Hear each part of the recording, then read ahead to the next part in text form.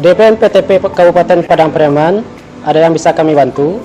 Kami dari PT Java Accounting Indonesia Tbk mohon pendampingan untuk penginputan Lkpm online.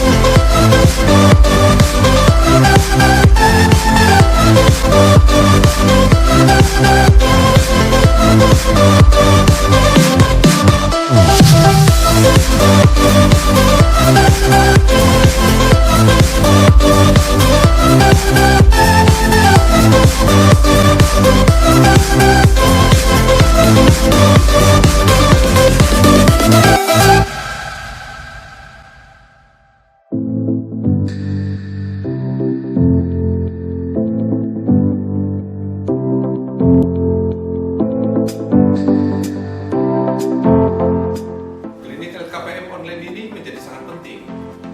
Klinik ini bertujuan bagaimana perusahaan mampu untuk melaporkan kegiatan penanaman modalnya. Saatnya mewujudkan Kabupaten Padang Pariaman sebagai kabupaten yang ramah investasi dan tujuan investasi di Provinsi Sumatera Barat.